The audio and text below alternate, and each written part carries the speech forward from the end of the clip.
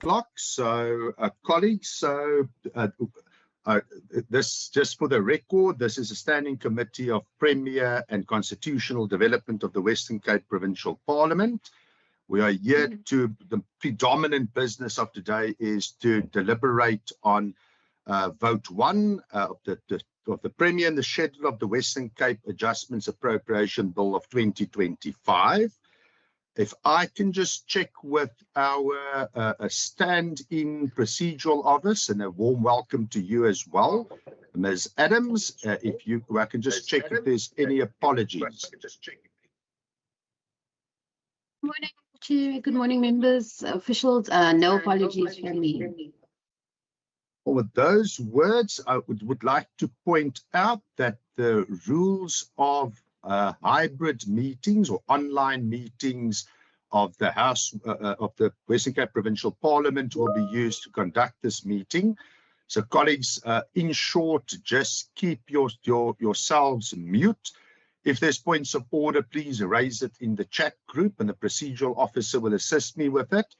But if we can have a system of only the person that is speaking is not muted. And then with those words, if I can ask the members of the committee, and if there's any other members of the Provincial Parliament present, to just introduce themselves. I'm Thomas Walters. I'm the chairperson of the Standing Committee for Premier and Constitutional Development. I can ask other members to also introduce themselves. Good morning, everyone. I'm Member Boyson, and I'm a member of this committee. Thank you. Morning, everyone. I'm Benedicta van Minnen. I'm a member of this committee. Good morning, everyone. I'm Bonita Stevens, and I'm a member of this committee.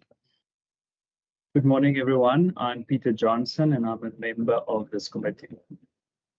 Good morning, everyone. I'm Khalid Said, and I'm a member of the committee. Good morning, Brett Heron, member of the committee. Right, I don't see any other members present. Then if I can ask the Premier and his department just to introduce themselves for the purposes of the record. Good morning to all the honourable members. Alan Windy, Premier. Good morning, Chair, and also good morning to all the members. Harry Marila, I'm the Accounting Officer for the Department of Premier. Good morning, members. Good morning, Premier and DG. I'm Driekus Basson. I'm the CFO for the department.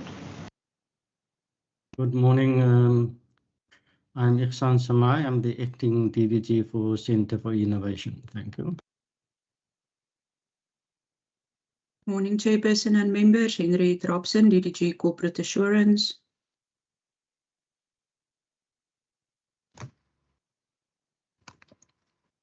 I do not. There we go. Good morning, Chair and members. I'm Lucas Peter. I'm from Legal Services. Hi, good morning, Chair. Good. It's Olvi Lester. Mega. I'm the advisor to the Premier. Good morning, The last speaker must just hang on for a second. The last speaker, please note that if you're going to make contributions, your sound is a bit of a problem. The last speaker, over to you, Mrs. Esterhuizen. Yeah, Louise Esterhuizen. I'm from People Management. Good morning. I'm Zenit Ishmael, Provincial Strategic Programs for Management. Chair, I think Right. that's you. Thank you very much. And then with those words, I'm going to create the space for the Premier and his department just to maybe perhaps make some introductory remarks before we get to the business of the vote itself. So over to you, Premier. Of course. Thank you very much, Chair and honourable members. I think just so a high-level sort of presentation on this adjustment. We've gone from a main appropriation of 2012784 billion.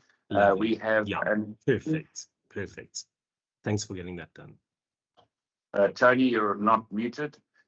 Thank you, Chair. So we've just gone from 2.012784 billion, an increase of 104.9 million rand. That increase taking us to 2,117,747. 117 million, sorry, 747,000. So it is an increase, which obviously is part of that 1.7 billion that we saw across the province. So there's some budget realignment, specifically energy projects. They're 28.4 million from the current financial year to 2026-27. This is 10 million for demand side management. This is 2 million. This is for Western Cape Integrated Resource Plan. You will remember that initially we were getting some funding from USAID, and then that changed. This is partnering now with Accelerated Climate Transition in the UK, the UK Pact. 6 million budgeted for the municipal pooled buying. There again, this is around this is going back to the Provincial Revenue Fund. This is in the energy landscape, making a separate municipal pooled buying entity no longer feasible. And of course, we can get into the detail of that with Mr. Lester. 10.4 million rand paid back to the Revenue Fund. And this is around the sourcing of skills. As the system changes, we need to source different skills to support primarily our municipalities. And either trying to find those skills is sometimes difficult. So the responsible thing is to rather send that money back and draw it down when we manage to fill those skills. Then there's some budget realignment in the Children's Commissioner. 4.1 million is surrendered. This is around staff capacitation challenges and also the accommodation. You'll remember it from previous times as well. Then there's obviously shifting funds or movement of funds between votes. The department received a total of 70.9 million rand through budgetary shifts. And this again linked to software systems, ICT in education, Microsoft Azure cloud computing, transversal electronic content management. So obviously when we get into the line by line, we can deal with each of those. And then of the 57.3 million rand, the Department of Health, this is a significant portion and has been allocated to the MS Teams, the Microsoft Azure Cloud and Development Services, the ECM at Fortescue. Additionally, 15.2 million rand has been designated to various Microsoft licenses. Again, this is a recurring issue. I think specifically right now, maybe with the rand dollar, hopefully we can get a change there. 4 million shifted to the Department of Infrastructure. This is for the Provincial Training Institute. We've already done some infrastructure there. Now this is just the last stage around transformation of the lecture halls as part of our training institute. Rollover funding, 14.2 million rand rolled over. This again, shortfall on Microsoft licensing and within the Centre for E-Innovation. Then I think the 40 million brought forward from the NTF. This is money around broadband 2.0 as we're migrating from 1.0 to 2.0. And of course, I think in this next period, we should be seeing much more cost-effective programs coming out and more efficiencies in the system, but we're in that transition phase. Also 5 million added to the strategic events budget. Of course, you've seen we've just hosted regional leaders, and we were also asked to host a various number of G20 and B20 events around the G20. And then, of course, 5.5 million rand allocated to deal with ICT costs for the Department of Infrastructure's modernization projects. So I think overall, obviously in a big scheme of a 2.1 or 2 billion rand budget, now going up by 104 million. It's not a lot of money, but it's also about how we are responsibly managing money, making sure that we're within our spending parameters for the year, as well as making sure that we're responsible. No dumping of money. We've got to make sure it is spent on the right things. We don't want to, especially with energy, and it is a concern of mine that because we haven't had load shedding for a long time, everyone sort of seems to relax and focus on some of the other pressure points, and we've got to just keep this going. Coal power fleet that's providing most of the power for our country, and we're still burning lots of diesel, but we've got to make sure that our plan in the province continues and supporting every one of our municipalities to get to that energy resilient space. I think with that, Chair, I'll hand to the DG. I'm not sure if he wants to add anything to those numbers. Yeah. Premier, thank you very much. And also, again, good morning to the members. Premier, thank you for that full-on briefing. And Chair, all of that is set out across different programs. And I mean, if you pull all of that together, it's a downward adjustment in program 2 of 27.5 million, a downward adjustment in program 3 of 3.2 million, and then a upward adjustment in program 3 of 134.6 million, and then also in corporate assurance, it's program 5 of 1.1 million. And as Premier said, total adjustment of 104.9 million, taking our vote to 2.11 billion. So, Chair, I think we're ready to engage on the detail. Thank you. Colleagues, you will recall, and it's exactly the same essential principles applicable to when we considered the annual report. What we did previously is, we assumed everyone has read the relevant vote as well. So we assume everything is read. And then what we do is we give the opportunity, first round of questions of 5 minutes per member. I usually give an opportunity of about 3 minutes for follow-up questions. And if there's really an urgent matter, we can still consider after that some comments and inputs as well. And colleagues, we don't have a lot of pages to deal with. So I'm going to treat it's only 18 pages. So I'm going to treat the document as everyone has read it.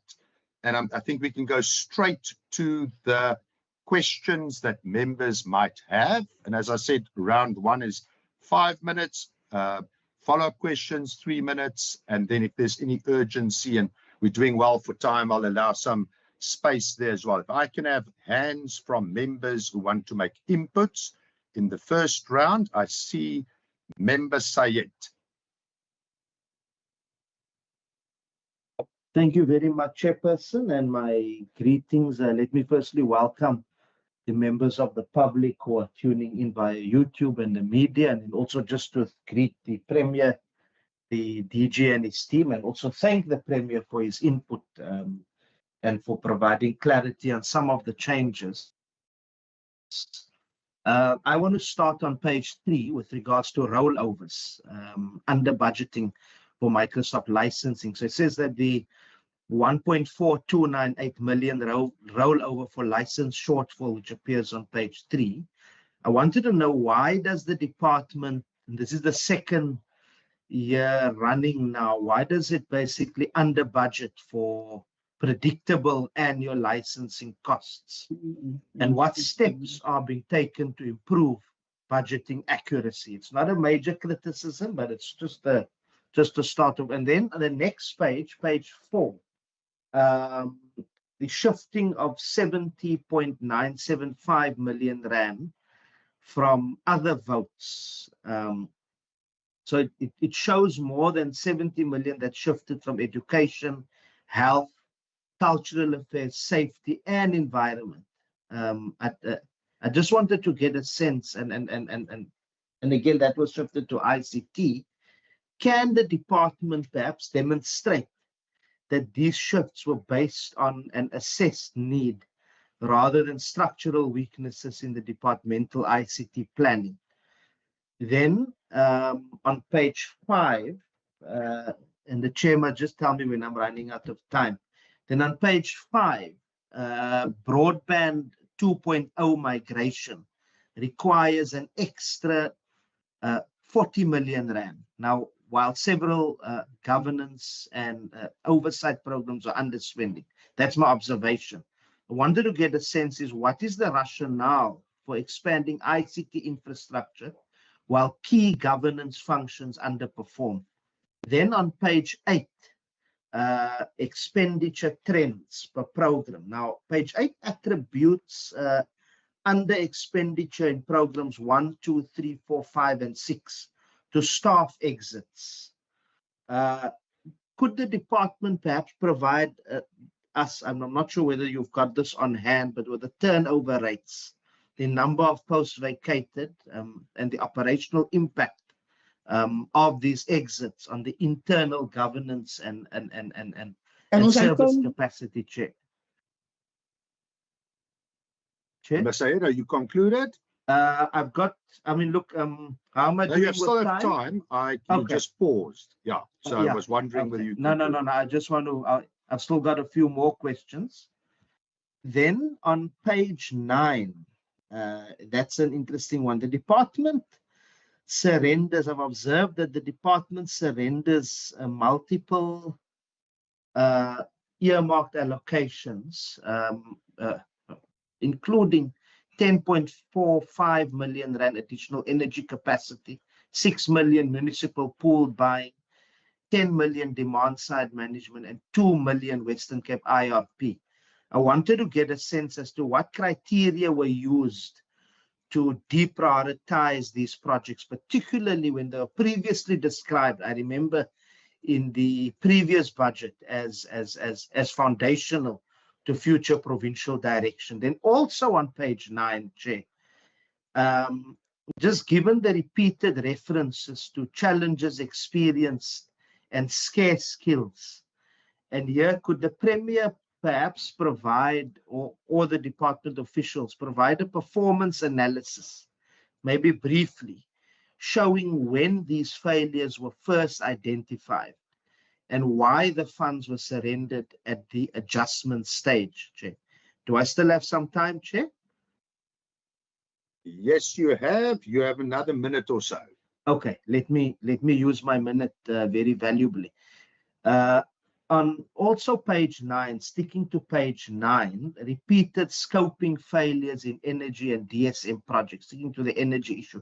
So page 9 attributes the surrender of demand side management funds to quote unquote challenges experienced during the scoping of the terms of reference. I want to get a sense as to why did the department proceed then with the public announcements if the internal planning was not sufficiently mature to support implementation. Yeah, I will stop there for now, Chair, and then I'll do the others in the next, if I get another round. Thank you. Thank you very much, Member Sayed. And colleagues, and the Member Sayed did it very well.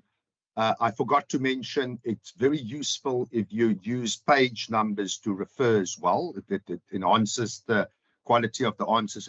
Please try as much as possible to reference a page number. Member Stevens, you are next. Thank you, Chair. I've just got 4 questions overall, all the pages. The first one is, the department receives an additional 10 million for compensation of employees. Can the department detail which units will benefit from this and whether the adjustment relates to new appointments or cost of living pressures? And the second one, can the department clarify which projects or procurement items will be delayed due to the 10 million reduction in machinery and equipment and what the expected service impact will be? And on protecting frontline services, Chair, given the ongoing service backlogs across the province, what concrete guarantees can the department give that these adjustments will not further disadvantage high-pressure communities? And what immediate interventions will your office enforce to prevent any decline in frontline deliveries? And then lastly, on physical discipline, Chair, on rollovers and underspending and the correction of non-compliant expenditure continue to raise concerns. What decisive action will your office take against departments that consistently fail to meet financial controls? And how will you ensure full accountability in this financial year? Thank you. Right, Member Heron. Thank you, Chair. I'll just cover the questions that haven't been covered already.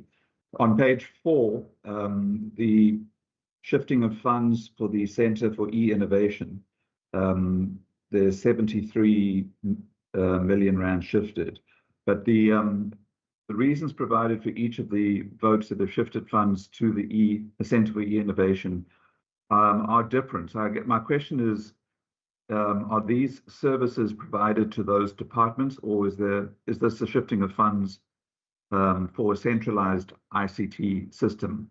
So, for example, vote 5 from education shifts funds for IT or data professionals, then also for ICT and technology services.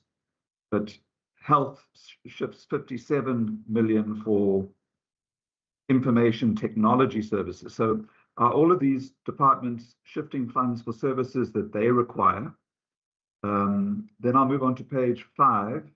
The allocation of 40 million rand for the migration from broadband 1. If we can just get an explanation of what does that mean? This extra 40 million rand is associated with the migration from broadband 1. I don't really understand what that means.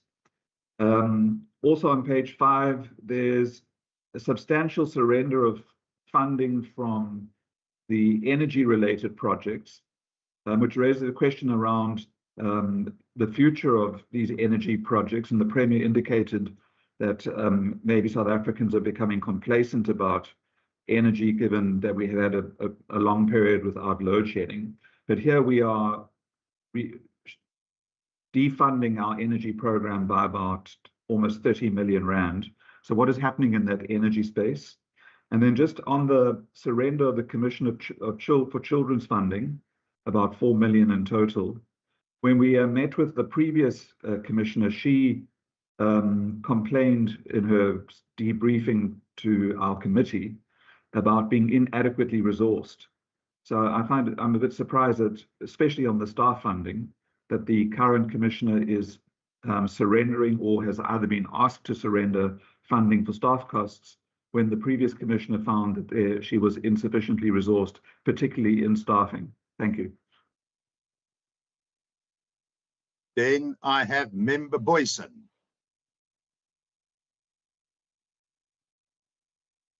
Good morning, Chairperson. Sorry, I struggled a bit with my cursor there. Chairperson, mine is also based on the vote for energy. We're aware, Chairperson, that we have a provincial energy resilience program. I'm on page 9. My question, Chairperson, is that the actual budgeting and the surrendering for the reasons mentioned, how would that affect the fact that, or does it have an impact on the fact that Eskom has also announced a turnaround? And how would that affect the Premier's resilience project? Thank you, Chair. And then perhaps just from my side, if you look at the motivations of moving monies from other votes, especially into the information technology space, and it's a bit more of a question that I'm asking the other way around. How does that moving of resources or funding into the information technology space from other votes, how does it enhance basic services? The underlying logic that we heard, particularly in some of our previous meetings, is that investment in the information technology space is meant to enhance basic services to people.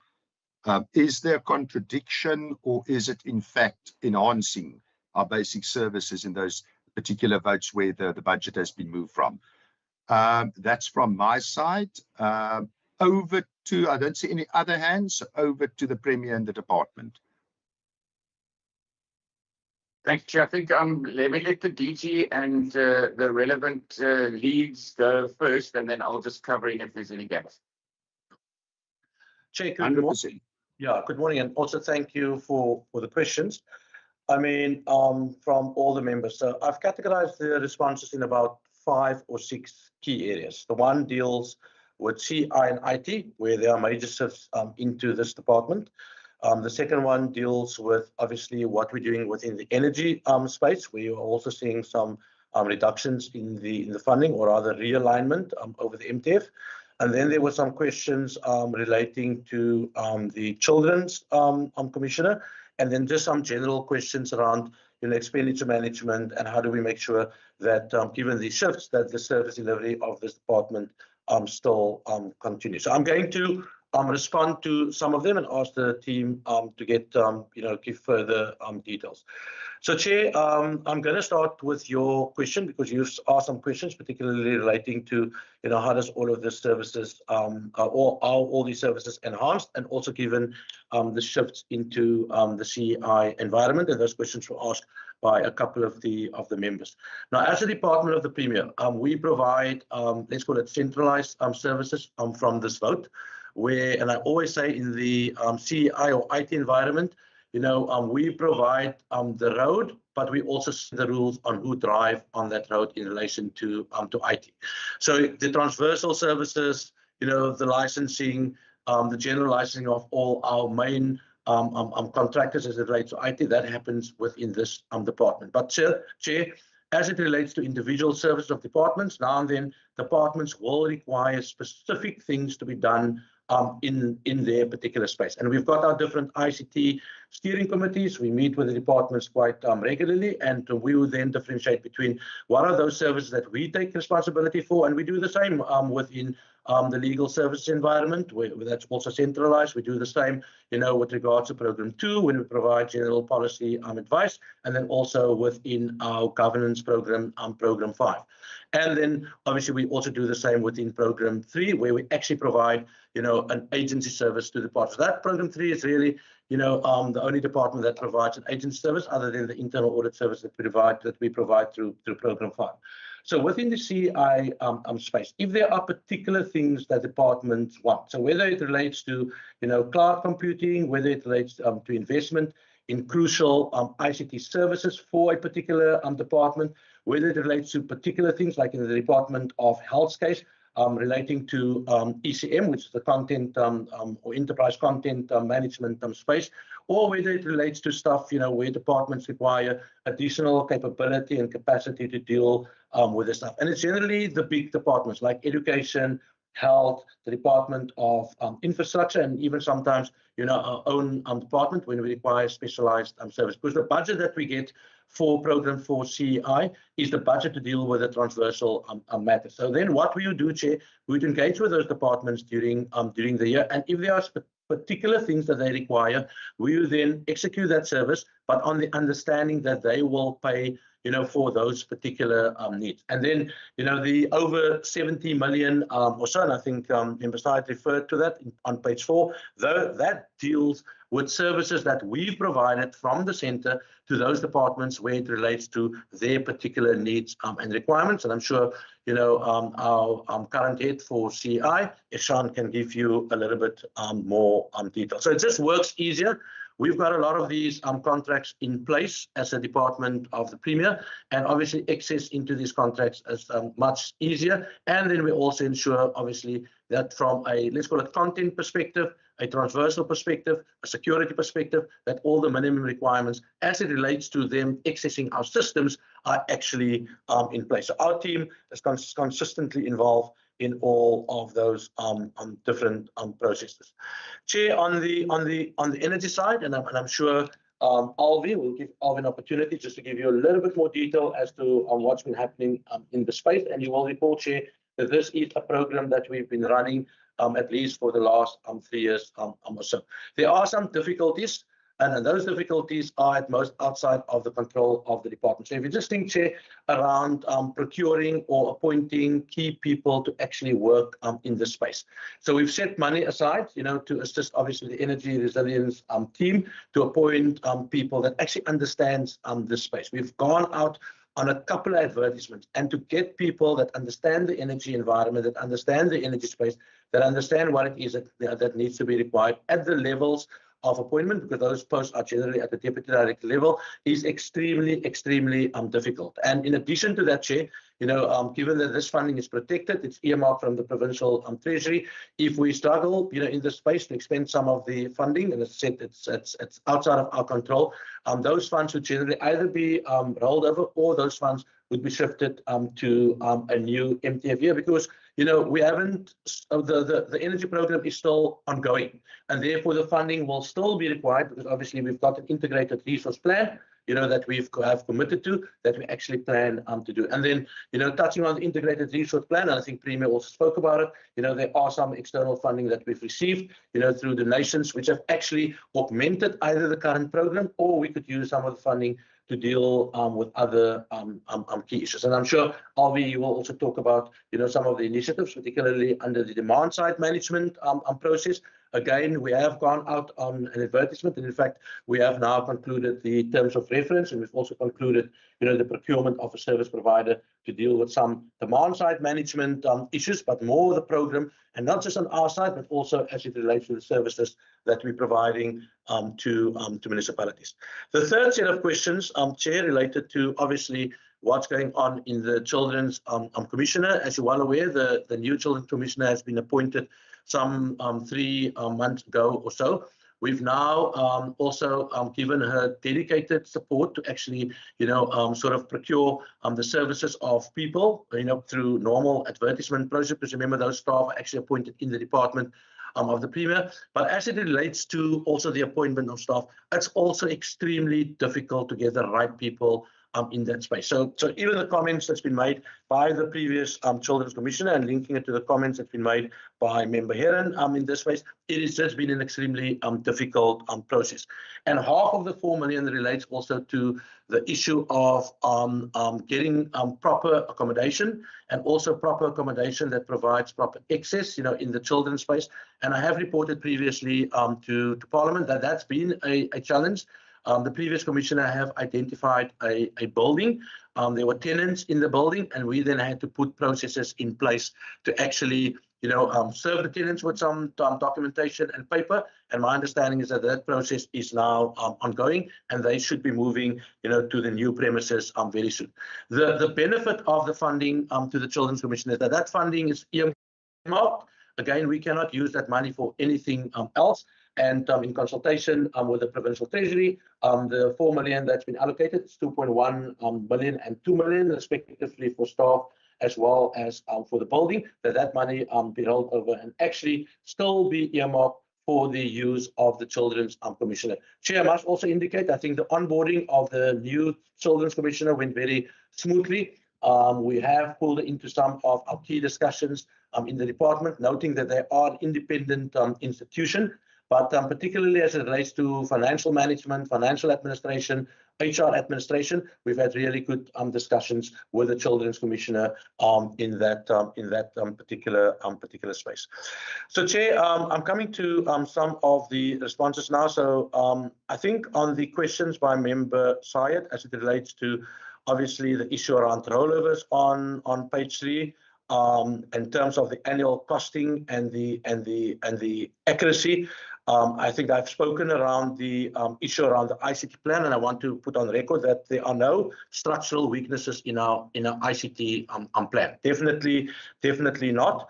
I have explained how we actually work and how we budget, for ICT related expenditure. But the issue that member Syed asked was the issue around particularly the Microsoft license. And to give you a sense, Chair, obviously the Microsoft licenses are denominated in dollar. We have no control as a government. In fact, nobody has really got control over what happens to the exchange rate. And over the last 3-4 months, Chair, we've seen major sort of adjustments in the exchange rate, particularly the rand-dollar exchange rate.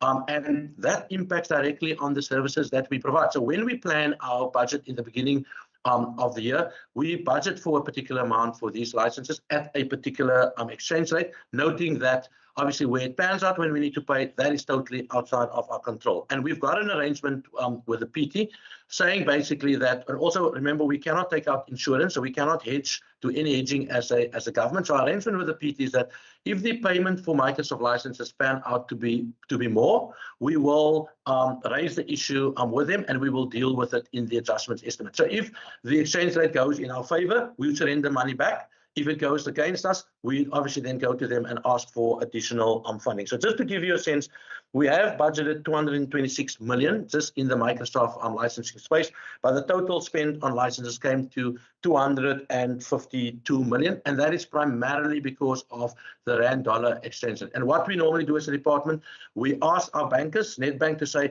give us an estimate of where do you think this rand-dollar exchange rate is going to end up, let's say over the next 3 to 6 months.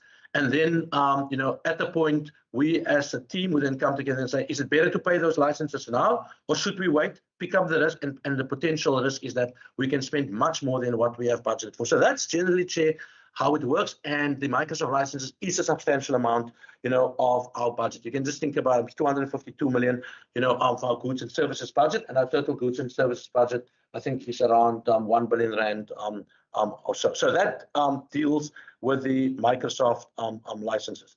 Then, Chair, on the 40 million expansion, or actually the 40 million that we brought forward from the MTF period. So it's really just a realignment to deal with some of the key stuff around broadband 1.0 and also broadband 2.0, and Sean will speak, to some of those things. But you will recall, Chair, that broadband 2.0 actually provides for enhanced services, and those services will impact our communities directly. And in this case, somebody asks you, okay, so what's the difference between broadband 1.0 and 2.0?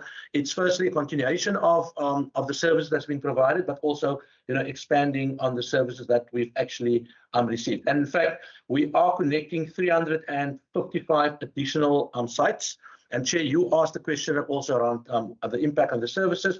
That 355 sites, primarily 241 of that is for schools. And then for health, it's 35, and agriculture is 29. And if you add those things together, Chair, you can see that most of those services relates to our frontline staff, particularly in education and in health. But I mean, if there are any other questions on broadband 2.0, we can definitely deal with that.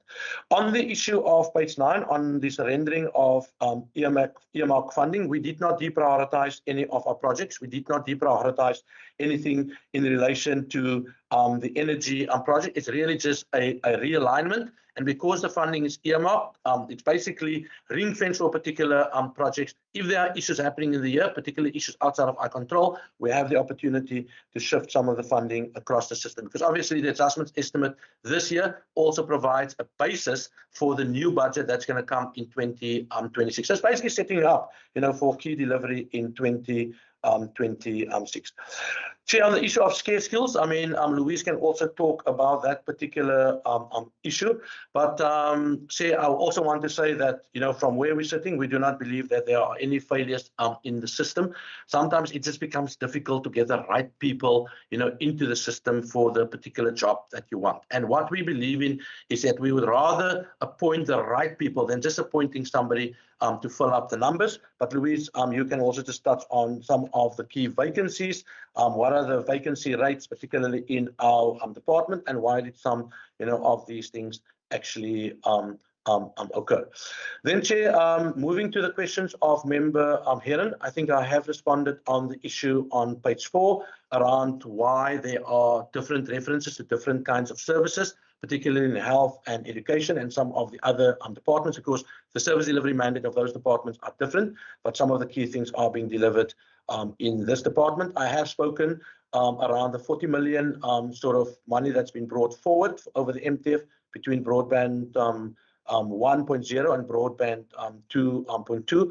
I have touched on the surrendering of the energy budget, and I've also touched on the issue around resourcing of the Children Commissioner. I have responded to the question of Member Boyson, and then also, Chair, I have responded to your question. So, Chair, I'm just going to ask Alvi, if you're okay with it, just to give us a sense of what's happening in the energy program, because obviously a big chunk of this adjustments budget deal with that. And then I'm also going to ask Ihsan just to say something around broadband 1.0, and 2.0, and then maybe also just touch on some of the services we deliver to other departments. And then, Louise, if you want to come in and just talk about, you know, the issue around the vacancies and what are some of the issues that we experience also transversely with regards to capacity and recruitment. So, Alvi, can you just touch on the energy stuff?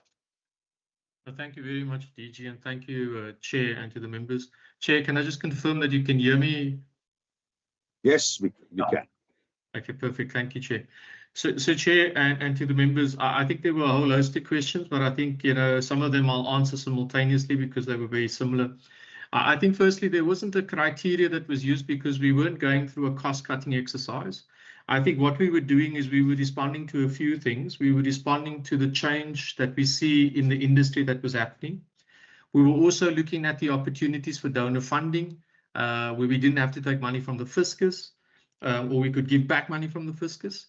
And then I think the third thing that which the DG touched on last was really around things like the ability for us to capacitate the team with the correct resources. And we've been quite challenged with that, but I'll share a little bit more on each of those. But Chair, on the DSM initiative, I think initially when we looked at the scope, two things that we reconsidered. The first was this was about hot water load control systems, and so it was physically implementing switches at municipal residential properties. So, you know, as customers, we were going to change the switches in the houses to be able to manage load over peak. In retrospect, what we then did is to say, now hold on, let's go back and have a look at, are there any areas that had these systems in place? And we did discover that some of these systems were in place, but they were actually defunct or not functional for the last almost 8 or 9 years. We then sent our own resources in and we assessed those.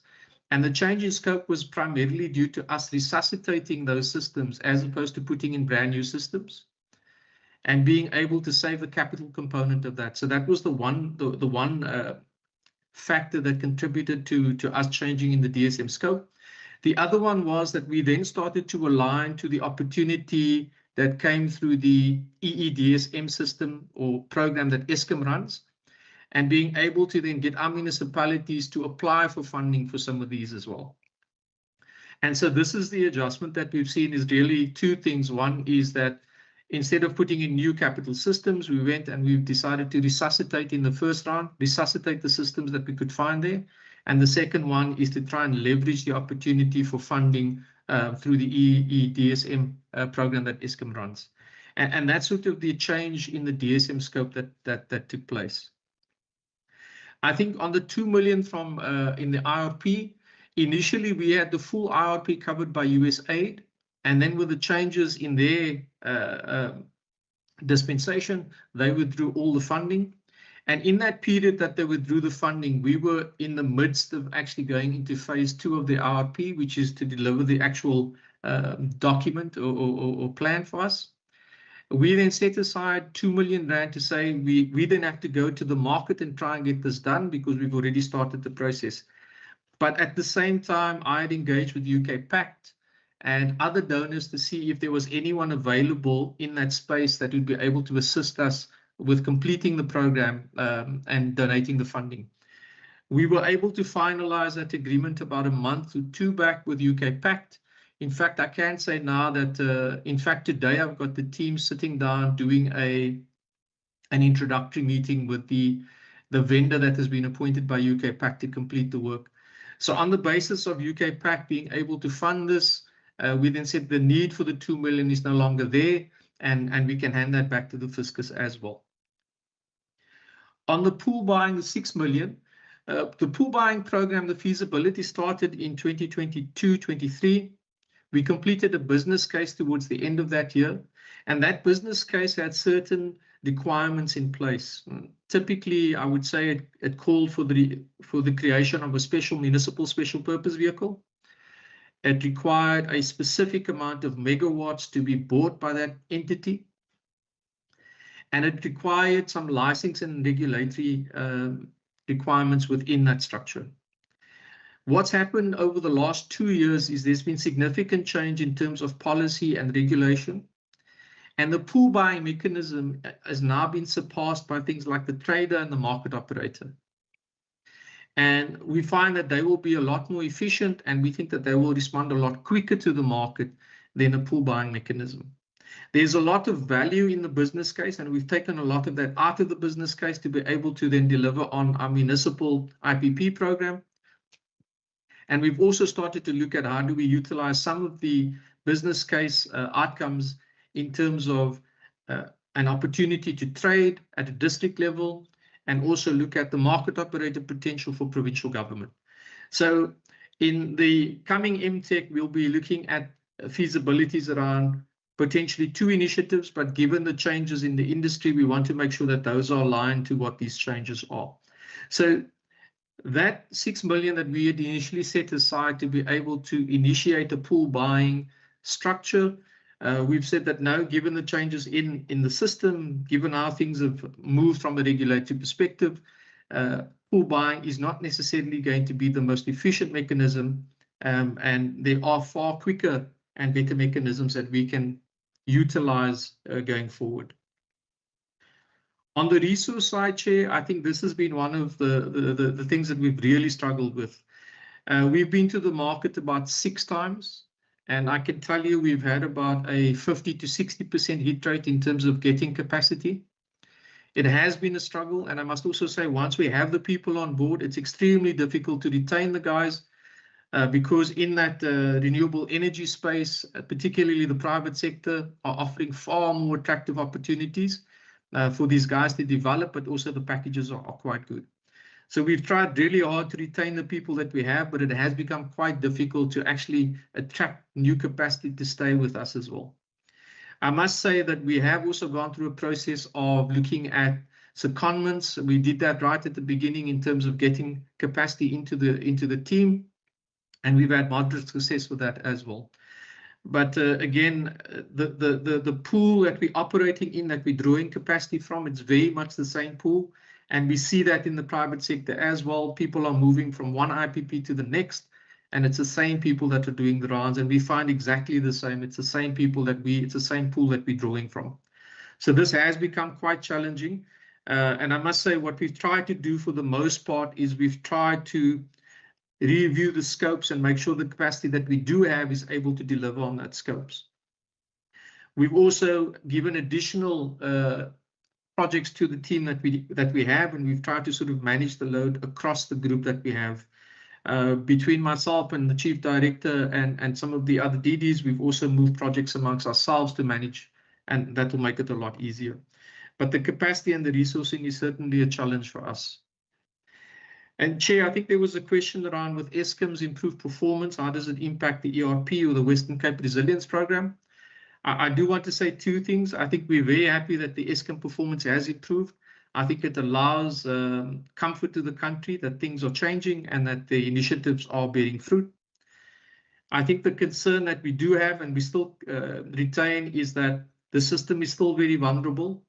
You do still have a transmission network constraint. So excess energy cannot really be put into the system until you've completed the build out of the transmission network.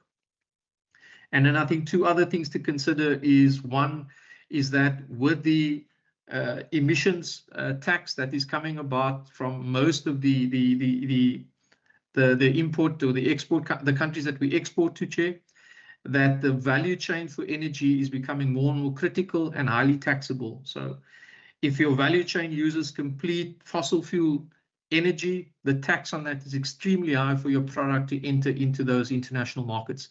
And for us, the focus is definitely on trying to create clean, renewable energy in the system for the Western Cape, and then also look at the affordability issue and access to electricity for the citizens in the Western Cape. Again, we look at the trajectory of the Eskom tariff. We've seen over the last 10 years, over 500%. We've seen over the last 6 years about a 400% increase. And if we do look at the sort of price trajectory that Eskom has put on the table, we're seeing close to double-digit figures, 8.3% now with the 54 billion error. And the intention with our program is to create, within municipalities, is to create energy that's affordable and accessible to the citizens. So yes, happy for the success of Eskom. But I think that our initiatives and our objectives remain in place, and we still have to achieve those. Thank you, Chair. Thank you very much, Alvi. Ihsan, just on the CI matters. Thank you, DG. I think, DG, you've covered quite a bit, but I'll just add in one or two things.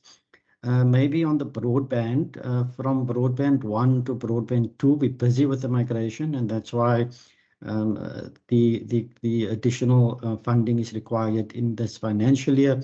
But once we've migrated, we see a like-for-like saving, but obviously we've got the additional sites that we also have to connect over the next few years. And then in terms of our ICT planning, I think, DG, you explained it. We go through a process. We agree on departments, what the central funding is for and what we can assist them with. And anything over and above that, that they want to commit to, they then have to fund. And just to give you some examples, obviously there's licensing, there's the cloud services, there's services that includes resources. For the Western Cape Education Department, for instance, for this year, they requested a digital homeschooling application system, which we could not fund or have resources for, and therefore they're funding that.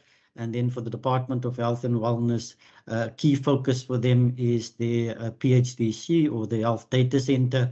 And then also for them, they wanted the NPO system that is currently used by the Department of Social Development, and we needed to make some amendments for the department, which they're funding. So those are some examples in terms of that space. All of those are to improve service delivery and the automation in order to optimize further in terms of the departments themselves. And then finally, on the Microsoft licensing, I think DG, you covered it. Maybe just to add, I met with Gartner earlier this week. It's a global IT consulting firm, and they indicated that the problems we're sitting with, or the questions we're asking around Microsoft value cost, and how dependency on Microsoft is a global problem. Various of their clients have raised the same question. That we've discussed some alternatives. For instance, do we go with an open source alternative? Now, people think open source is free. It's not free. You've got to resource it. You've got to ensure that you set up an environment that caters for it. So we are going to start looking at it. It will require some investment from our side for open source if we do go that route. We have got to look at integration with the rest of the Western Cape government systems. Does it operate seamlessly? So we are going to start an initiative in the next financial year to look at it, so that by the time we need to renew our enterprise agreement with Microsoft, which is about 2.5 years' time, that we know what alternatives we've got, if any, and that we've started implementing those alternatives as well. Thank you, DG. I think that covers us. Thanks. Wonderful, Chair. Chair, we're almost done. Just wanted to ask Louise just to come in on the capacity. And then Louise, just touch on what you're doing in particular for the Children's Commissioner. And whilst Louise coming, Chair, the two questions from Member Stevens, the one relating to financial control. We've got no issues in this department as it relates to financial control measures. And obviously, these adjustments will only impact positively on particularly frontline services. I already spoke to that, and I've already touched on the issue around, the beneficiation around the 10 million, within the CI space. Louise? Yeah, just in terms of the filling of posts, at this stage, we're filling about 20% more posts in this year than we filled in the previous year. So we focused on a lot of internal efficiencies to up our recruitment processes. And we're finding good talent entering the Western Cape government, I must say. So I think it's all our linkages with recruitment boards and LinkedIn, and I think we're accessing good talent. At this stage, if we look at DOC-P, our active vacancy rate is currently 8.2%. That was the end of October. We haven't yet worked the November stats in. And our approved vacancy rate now, that is against the structure, against the current warm bodies, is 38.4%. But we're currently in 8.2% where we're actively recruiting people now, currently. That's by the end of October. In terms of the Children's Commissioner, 2 of the posts that could not be filled through processes that the previous Children's Commissioner ran will now be re-advertised and filled. We're currently busy with that process also. Thank you. Wonderful. Chair, I think that concludes. I mean, it's been a long response, but I mean, I think, it required the detailed response. Thank you very much, Chair. Back to you. Colleagues, just before I go to the second round, I did allow for quite a lengthy response because I think the first round is meant to be as clear as possible. And I do think the department, you did stick to the questions that were asked, but if I can ask the second round, if the department can be more brief, I think we've covered the background sufficiently here. Colleagues, then a second round of follow-up questions, if I can have hands. I see Member Sayed. I do not see any other hands. Member Sayed. Thank you very much, Chairperson, and let me thank the department and in particular Mr. Malila for some of the comprehensive responses. Mine is now turning to page 11, table number 1.7. It shows, I don't see the content, and I know this has been quite now in the public domain. I don't want to get into the gist of it, but it doesn't show the under 2 coalition contribution, which has much been spoken about. I wanted to know is why is the 51,000 Rand reimbursement, which the DG has confirmed, was received on the 9th of April 2025, not disclosed in the statutory table of gifts and donations on page 11. Then, if the payment was made within the financial year, why is it absent from both the revenue tables and the gift donation table as required by Treasury? Then, why did the DG, Mr. Malila, refer to it as a gift or donation to government? I remember when we sat with regards to the annual report. I mean, I was not there, but I mean, I listened to the recording. Yet the department's legally required gift disclosure table does not list it. Then my last two on this one is, does the department accept that a possible failure to reflect the payment here on this particular table constitutes incomplete disclosure under the PFMA and Treasury instruction?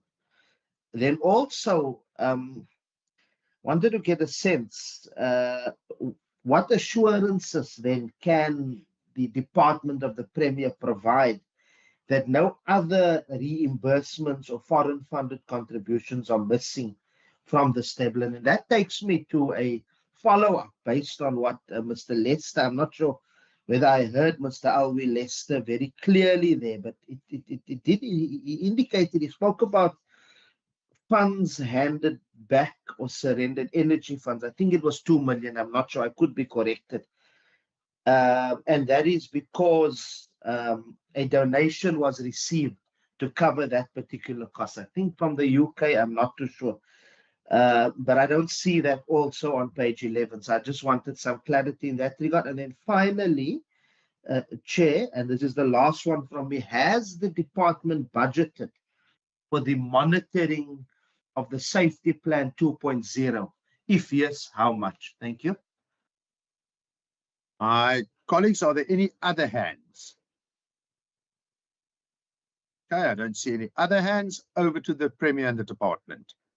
Chair, no, thank you very much, Chair. We've dealt with the issues around gifts and donations quite extensively in our previous session, but I'm going to ask Trikas, who's our CFO, just to explain the process and also the process around disclosure of gifts and donations in relation to our budget statement document and as relate to the particularly page 11. And then Trikas maybe also touch on the issue that Alvi has raised around, the funding commitment or the support that we've received, through the UK PACT. And my understanding is that, Alvi referred to an amount of 2 million. Trikas, can you just deal with that?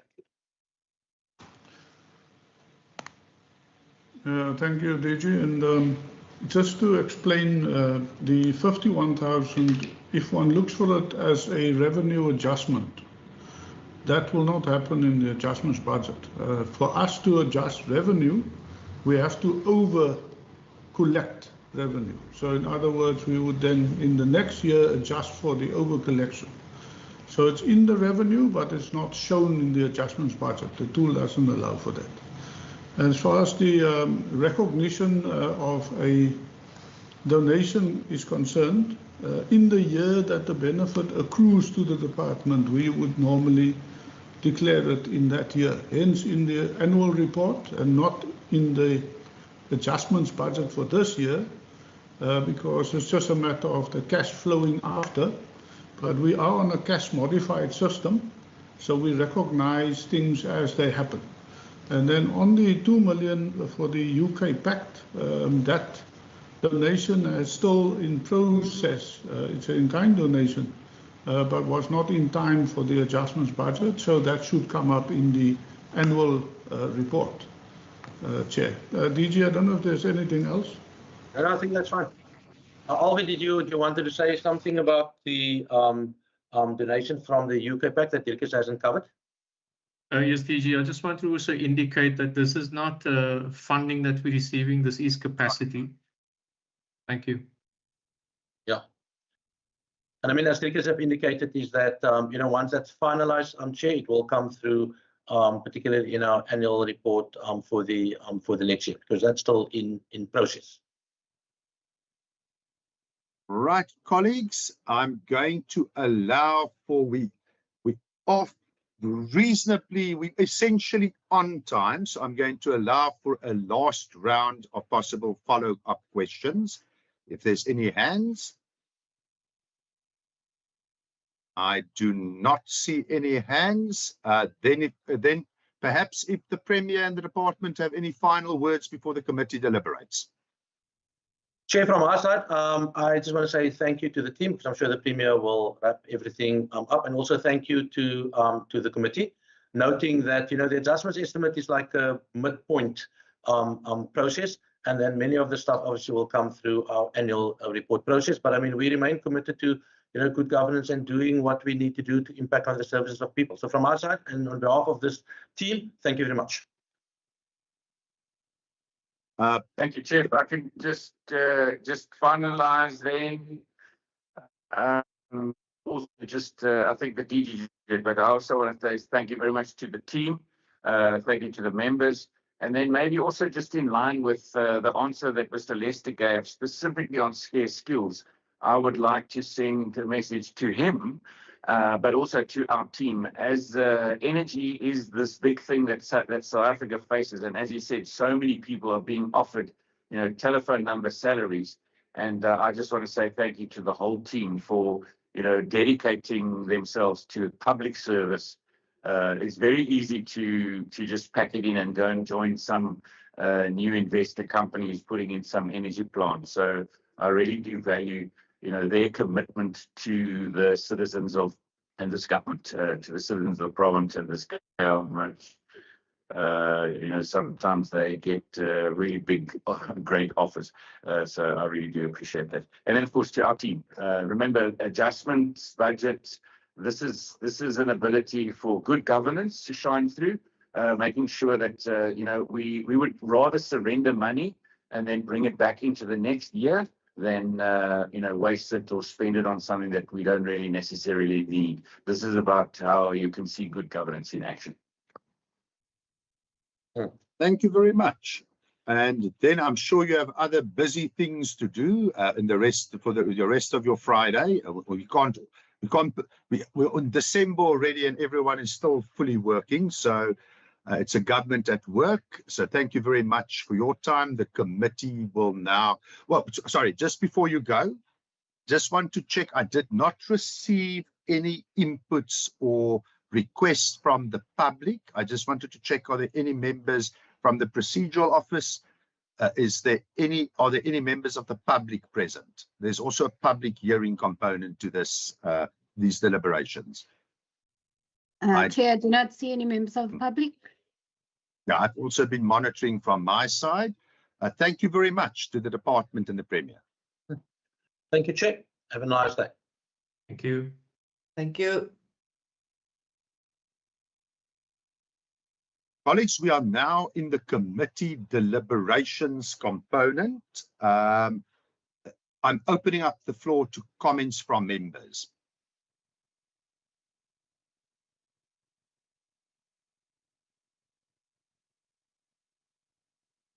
I do not see any hands.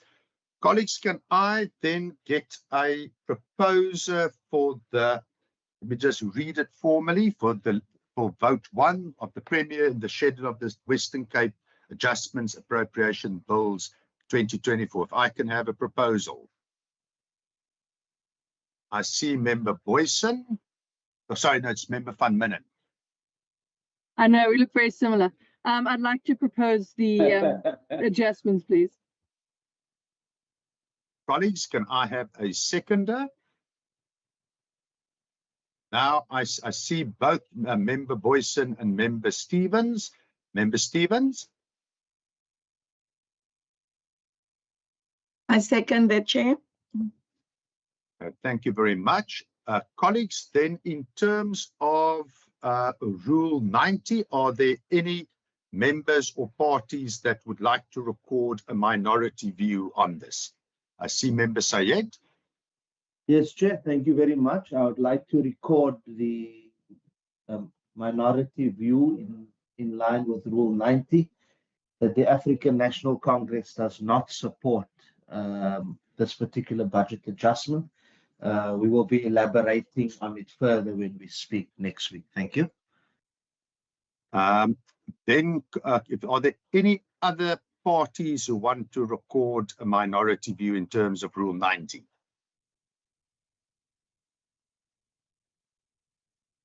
I do not see any other hands, colleagues. So there's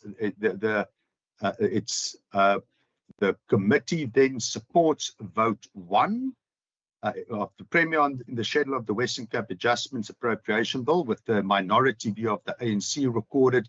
Perhaps if we can have a look at, and here I'm asking for the assistance of the procedural officer, if we can have a look at the committee report, proposed committee report, to make sure that it correctly reflects the decision of the committee. My colleagues, I'm going to read it as I did also with the annual report. Report of the Standing Committee on the Premier and Constitutional Matters on Vote 1, Premier in the schedule to the Western Cape Adjustments Appropriation Bill B5 2025, dated 5 December 2025. The Standing Committee on the Premier and the Constitutional Matters reports that it has concluded its deliberations on Vote 1 Premier in the schedule to the Western Cape Adjustments Appropriation Bill B5 2025, referred to the Standing Committee in accordance with Rule 188, and that it supports the vote. In terms of Standing Rule 90, the African National Congress expressed its minority view to not support the vote. Colleagues, if I can have a proposer for the report.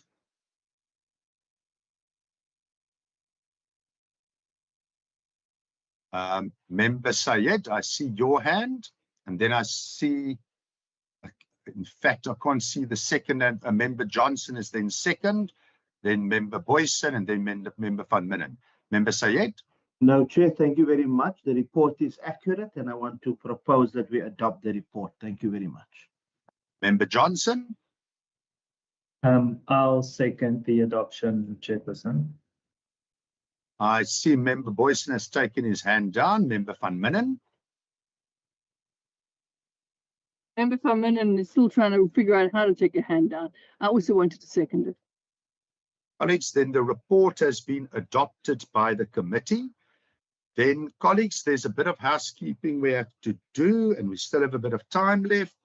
The next item on the agenda is the consideration and adoption of the draft committee meeting minutes of 12 November 2025. Colleagues, if we could just, the procedural office can just scroll through it, that we did receive it, but just in case anyone wants to make any changes.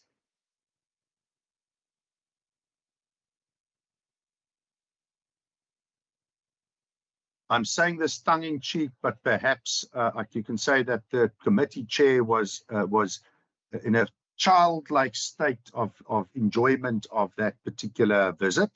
But anyway, colleagues, I see Member Boyson. Chairperson, I want to propose adoption. Colleagues, can I have a seconder?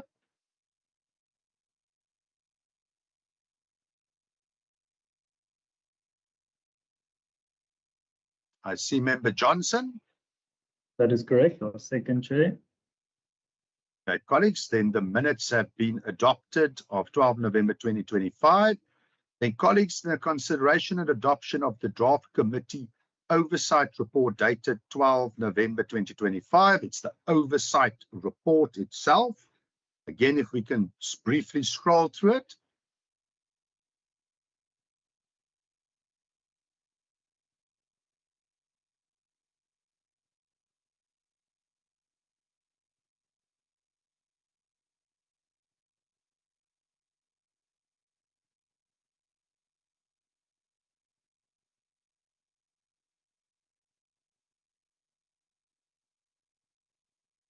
Can I have a proposer for the adoption of the report? I see Member Johnson, I see your hand. Is that an old hand, or are you proposing adoption? Okay, I see Member. Sorry, Member Johnson? Apologies, Chair, my mouse pad is, the battery is running low, but I propose the adoption. I see Member Sayed. Yes, Chair, thank you very much. I want to second that proposal by Member Johnson. Thank you. Okay, so colleagues, it's been seconded, so the committee report has been adopted. Colleagues, then the last item on the agenda, in terms of our deliberations today, are there any resolutions or actions proposed for the committee?